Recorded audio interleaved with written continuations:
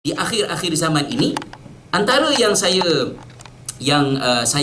letakkan ialah tentang persoalan kekaburan dalam erti kehidupan beragama. Ya, saya senaraikan beberapa contoh persoalan yang biasa orang sebut. Misal kata, kalau pakai tudung, beragama ke ataupun tidak? Ya, yang bertudung tidak tahu mana yang lebih baik? Soalan yang orang sembang kat Facebook, Twitter contohnya kan.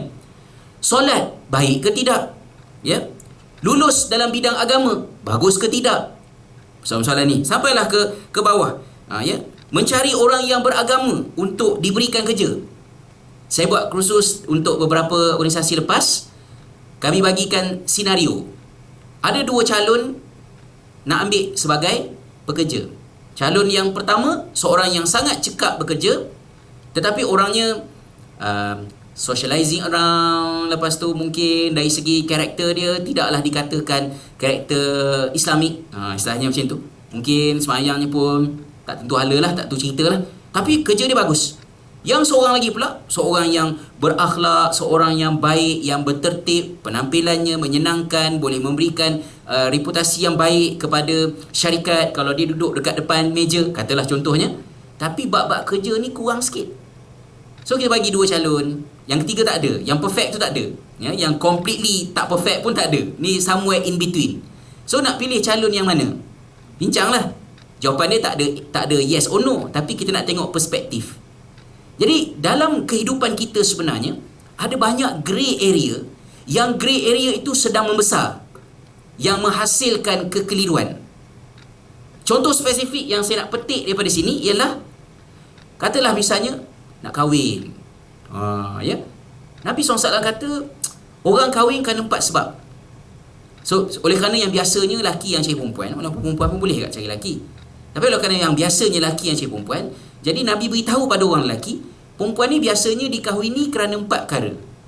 Ya, iaitu yang pertamanya mungkin kerana hartanya, yang kedua mungkin kerana keturunannya, yang ketiga mungkin kerana kecantikannya, dan yang keempat mungkin kerana agamanya. Yang manakah Nabi SAW suruh pilih? Nabi suruh pilih yang paling tidak jelas. Kalau Nabi kata pilihlah yang paling berharta, senang nak decide kan? Tengoklah akaun bank dia, siapa yang paling banyak. Jelas ini paling banyak harta. Tak sempat istikharah, setuju tu kan? Pilihlah yang paling bagus keturunannya. Tengoklah binti apa. Ya, contohnya kan, ada tak pangkat-pangkat tertentu. Keturunan, senang, very clear, crystal clear. Pilihlah yang cantik, lagi senang, ikut selera mata kita lah kan. Mana yang cantik kita pilih. Tapi Nabi suruh pilih yang beragama. Bagaimanakah tuan-tuan dan perempuan mentakrifkan seseorang itu dikatakan sebagai seorang yang beragama? Istilah yang dipakai ialah fadfar bidzatiddin. Pilihlah orang yang mempunyai substan agama. Kalau boleh terjemahkan literally, maknanya orang yang agama dia substantial. So kita nak nilaikan agama seseorang daripada sudut mana? Adakah physical appearance dia? Adakah dia semayang subuh berjemaah di masjid setiap hari? Mungkin ya jawapannya, tapi mungkin tidak. Ya, ada seorang pakcik, dia kata aku berkenan betul dengan budak seorang tu. Nampak ni, rasa nak ambil buat menantu. Ya. Jadi kata seorang lagi ni, mana Abang Haji tahu yang dia tu budak baik? Itu kan pernah sembang kan dia. Aku tengok hari-hari dia semayang di masjid. Baiklah tu maknanya. Kata pakcik ni tadi. Kata-kata pakcik ni tadi ialah kata-kata yang biasa kita dengar kan. Adakah benar kenyataan beliau? Kalau boleh kita nak kata betul. Kalau hari-hari semayang di masjid tu, baguslah orangnya. Tapi dalam realiti kehidupan terpaksalah pula menelan hakikat bahawa ramai juga yang semayang, tapi dialah muskiljinya, pencetus masalah, troublemaker. Ya, kalau orang tak semayang ni kumpul, okey, mesyuarat jadi. Kalau geng semayang ni datang, dia tak jadi pula. Contohnya, ya. So, apa sebenarnya yang dikatakan kehidupan beragama ni tadi? Dari semasa ke semasa, keadaan menjadi semakin keliru. Kekeliruan ini, tuan-tuan dan perempuan, adalah kekeliruan yang datang bukan secara random, tapi dia datang dengan reminder yang telah diberikan oleh Nabi SAW. Kata baginda dalam sepotong hadis, hadis ni diungkapkan dalam banyak version. Saya petik yang ini daripada Musnad Imam Ahmad. Kata baginda sallallahu alaihi wasallam, ya, innaha satati 'alan nas sinun khadda'ah. Akan sampai di satu zaman nanti, kamu akan bertemu dengan tahun-tahun yang menipu. Apakah dimaksud dengan tahun-tahun yang menipu ini? Rasulullah describe lagi. Yusdaqu fihal kadhib. Di tahun-tahun yang menipu itu, pendusta dianggap sebagai orang yang benar. Wa yukdhabu fiha sadiq. Dan orang yang benar didustakan. Wa yu'tamanu fihal kha'in. Pengkhianat dianggap amanah. Fayakhunu fihal amin. Dan orang yang amanah pula dikhianati.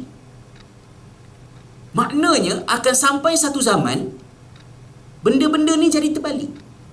Yang benar jadi tipu, yang tipu jadi benar.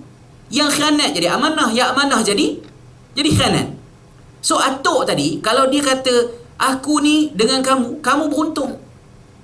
Selalu yang sebut gini kalau atuk dengan cucu satu bab lah. Alumni sekolah sebut itu. Kan, sampai sekolah yang saya sebut dalam contoh yang habit yang kelima dululah, kalau ingat lagi lah kan, ya. Alumni datang kan, zaman kami dulu. Zaman kami dulu kaki retot pun tak ada sekolah ni. Kaki repot je ramai. Alhamdulillah saya jadi profesor. Kata je lah, awak sekarang ni semua kemudahan ada, apa lagi mahal awak untuk berjaya? Balik pada kenyataan tersebut, kalau kita tengok kepada hadis ini, maknanya apa? It means that lagi lambat kita beranak, maknanya atuk dah beranak dulu, ya.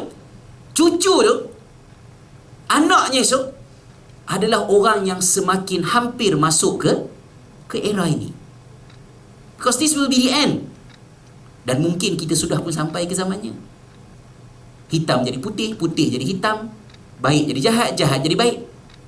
Contoh, katalah budak sekolah ni elok pakai kemeh-kemeh apa semua, tiba-tiba satu peringkat dia pakai seksi, katalah contoh, pakai seksi. Kata mak, it's okay, adrenaline rush. Selalu orang muda kan, nanti dia nak kahwin, so nanti dia okey lah tu, relax je, perubahan yang macam tu lah. Tapi kalau daripada pakai seksi-seksi tiba-tiba mengemaskan pakaiannya, kalau dia tudungnya dibesarkan sikit contohnya, panik mak, apa ni ikut kumpulan mana pula ni, ya? Siapa guru ni, ya? Guru Yahya ke apa ni, contoh kalau malam lama kan, ya? Jadi panik. Maknanya perubahan kepada sesuatu yang dikatakan jauh daripada agama, okey, perubahan yang ke arah lebih baiknya membimbangkan pula. Kita tak pernah dengar 15 tahun lepas orang menyalahkan orang Islam di Palestin sebagai punca krisis di sana. Sekarang orang sudah pergi ke arah itu. It's all because Muslim. Orang Islam suka threat orang Yahudi sebab tu orang Yahudi hidup dalam ketakutan, they have to defend themselves. So kalau orang Islam improve sikit approach mereka pada orang Yahudi, mungkin orang Yahudi akan berhenti buat kejahatan. Ada pula orang cakap macam tu sekarang.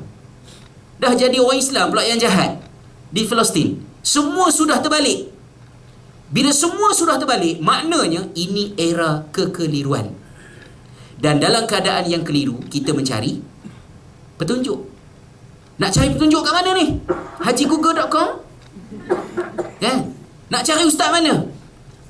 Nabi kata ada seorang penceramah yang famous.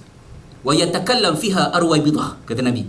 Ketika hitam putih, putih hitam betul, salah salah betul, khianat amanah amanah khianat, kamu mencari-cari penyelesaian, kamu akan terdengar ada satu kelompok yang petah berkata-kata, namanya Arwaibidah. Sahabat pun tak familiar dengan Arwaibidah. So they ask the Prophet SAW, wa ma Arwaibidah ya Rasulullah? Arwaibidah tu apa? Kata Nabi SAW, as-safihu yatakallam fi amril ammah.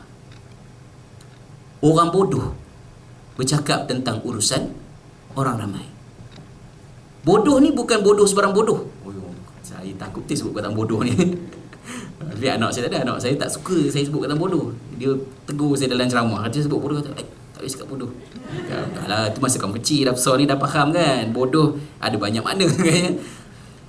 As-safih, terjemahan Melayu dia orang bodoh. Dalam bahasa Arab, as-safih ni makna dia bukan bodoh sebarang bodoh, tetapi bodoh yang tidak malu untuk menzahirkan kebodohannya. Ya, macam kata Ustaz Ismail Kamus lah.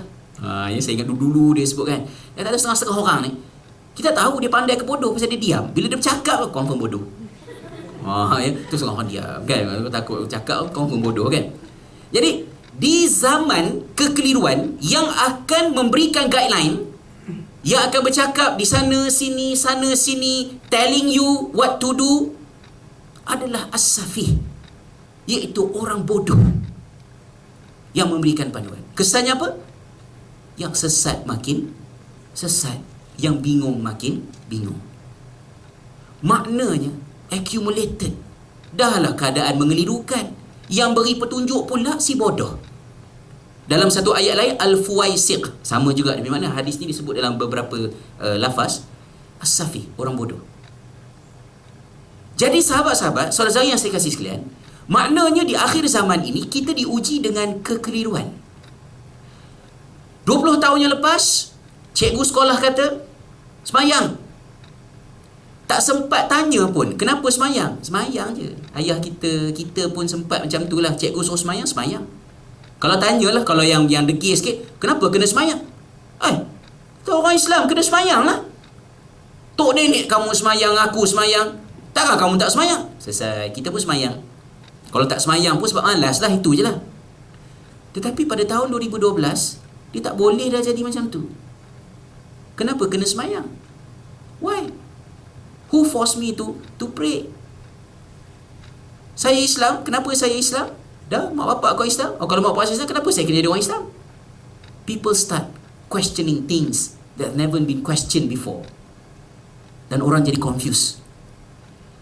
Kekeliruan ini saya kaitkan dengan satu perkara yang disebutkan oleh Nabi SAW. Bukan Nabi SAW sebut, maknanya dalam Islam itu sendiri, benda-benda baik dalam Islam disebut sebagai ma'ruf. Benda-benda yang salah disebut sebagai mungkar. So, ma'ruf versus mungkar. Literally, apakah makna ma'ruf dan mungkar ini? Perkataan ma'ruf, kalau diterjemahkan dalam bahasa mudah kita ni, sesuatu yang kita biasa. Syai' ma'ruf, something well known, it's a norm in our daily life because we are familiar with the stuff. So, nama dia ma'ruf. Lawan kepada ma'ruf ialah mungkar. Mungkar literally maknanya sesuatu yang kita engkari, sesuatu yang kita bantah. Kenapa? Sebab dia pelik. Kahwin, ma'ruf. Memanglah biasa orang kahwin. Sampai orang kahwin. Zina, mungkar. Kenapa? Tak pernah jadi. Tiba-tiba sekali dalam 10 tahun ada pula satu kes zina di kampung ni. Kecoh. Orang deny, bantah. Ni tak sepatutnya berlaku. Ni salah. Sebab dia pelik. Maknanya apa? Saya nak tanya maknanya apa kan. Minta maaf macam cikgu sekolah pula ya. Dah lama cuti, sebulan cuti kan. Maknanya tak ada program-program sombong tu Ramadan baru ni kan. Tak nak penuh ya. Maknanya nak ni dari susah pula nak hangatkan enjin. Minta maaf lah kalau ceramah-ceramah yang awal-awal ni kurang teratur sikit kan. Poin saya ialah, bila dikatakan dalam Islam good versus evil, perkataannya ialah ma'ruf versus mungkar. Perkataan ini sangat tangible. Dia boleh bertukar. Apa yang kita familiar, ma'ruf. Apa yang kita tak familiar, mungkar. Tetapi bila kita sudah terlalu biasa dengan benda jahat, yang jahat jadi ma'ruf, yang baik jadi mungkar. Things are getting worse bila orang semakin keliru. Maka dalam kekeliruan ini, kekeliruan itu menyiapkan manusia untuk sampai ke zaman yang paling confusing, iaitulah zaman kemunculan apa yang dikatakan sebagai Al-Masihu Ad-Dajjal. Dajjal datang dengan cabaran bukan merosakkan fizikal, bukan menghancurkan alam, tetapi cabaran yang datang ialah menambahkan kekeliruan kepada manusia. Maka tuan-tuan dan puan-puan sekalian, kita sebagai orang Islam mesti ada satu garis panduan yang membimbing kita supaya ketika mana manusia confuse antara hitam dan putih, kita terselamat daripada fitnah itu. Yang hitam kekal hitam, yang putih kekal putih. Maka surah Al-Kahfi datang untuk jaga benda itu.